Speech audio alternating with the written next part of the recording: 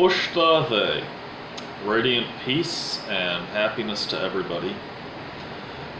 Someone on my YouTube channel commented asking a question about how to undo behaviors that you have inherited, like generational behaviors. And the beauty is that we can be the first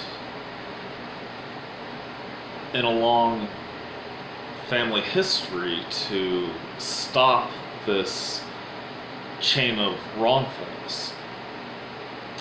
However, it's not going to happen overnight. Like with everything, you do have to treat it. You have to treat it like an addiction, but it kind of goes beyond addiction.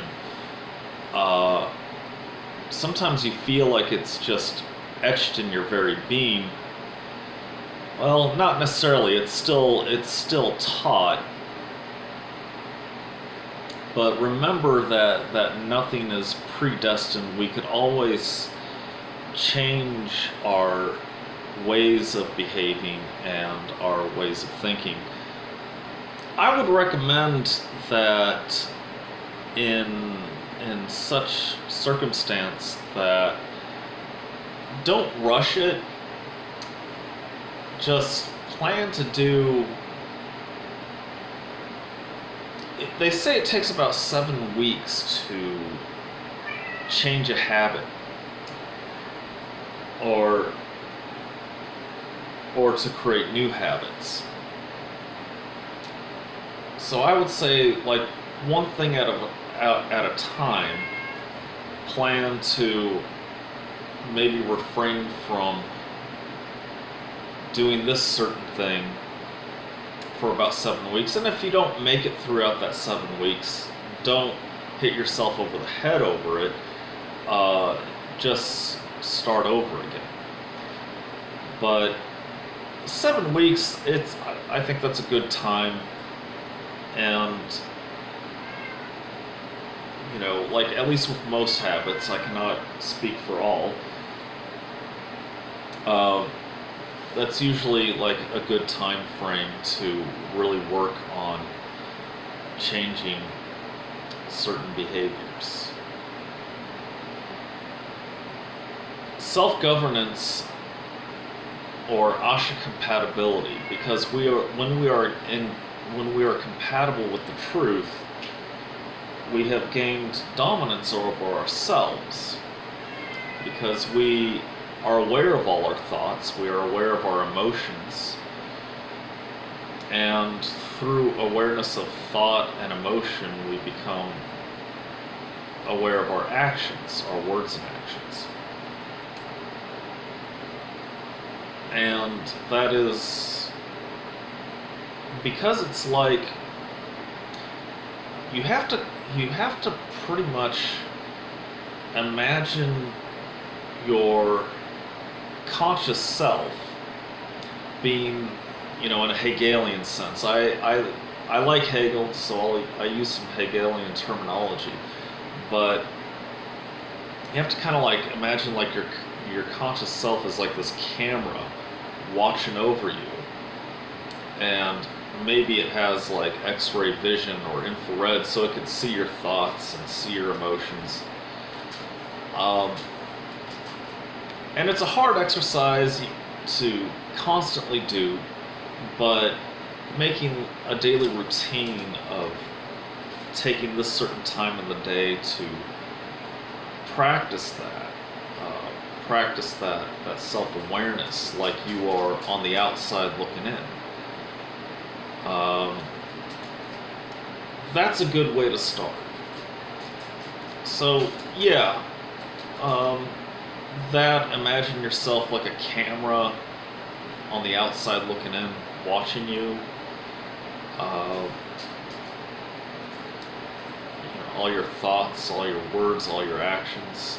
And to change habits, plan to refrain from doing something or start doing something more frequently, and give it about 7 weeks to make it a habit.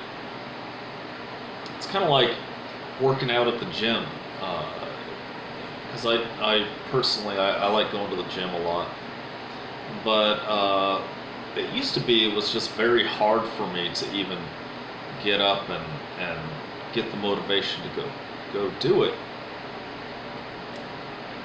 But you just gotta plan it kind of like, okay, 7 weeks I'm gonna do this.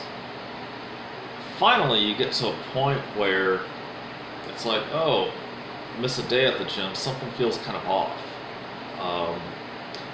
So you've created a new habit, and one that is healthy. So yeah, that's my input on it. I hope this information helps. I think that sort of thing is something that we've all had to deal with to greater or lesser degrees. We do tend to become our parents.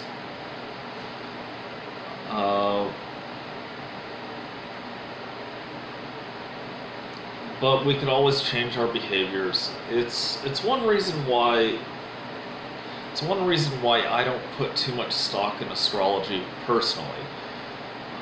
There are some Zoroastrians that believe in astrology. I think they believe in it separate from Zoroastrianism. It doesn't make them any less Zoroastrian, but I personally try to refrain from it because it might be that I don't know enough about astrology, but I could see where it could lead in a direction of predestination. And I think predestiny is something that is a dangerous superstition. Whether astrology originally was about predestiny or not, a Mubed one time told me that the original astrology was more like astronomy, and then later on people overanalyzed things and it became some of the more superstitious elements that we know of today. But you never want to think that anything's written in stone, that's for sure. If you don't have faith in yourself that you're going to overcome something, you never will. I personally like to sing the Asham Vohu mantra. Asham Vohu Vasishtaim Asti Ushta Amai Hiyata Shai Vahishtai Asham, which means true righteousness is the best righteousness. It is radiant happiness. Radiant happiness comes to one whom righteousness is done for the sake of righteousness alone, without fear of punishment or expectation of reward. So what that mantra does is it aligns your intention so that you are not basing your thoughts, words, and actions on a reward in the future, which would be greed, but you are also not basing it on a fear of punishment in the future, which would be linked to fear. But the intention is aligned to the present moment.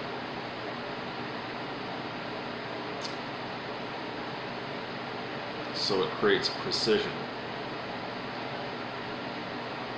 So yeah, Asham Vohu mantra, righteousness for the sake of righteousness alone,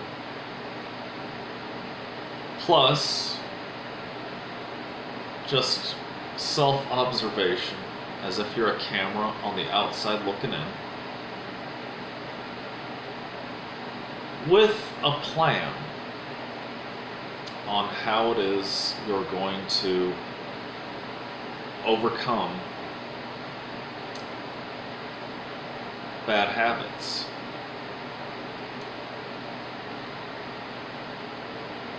Radiant peace and happiness to everybody, and Ushta Ve.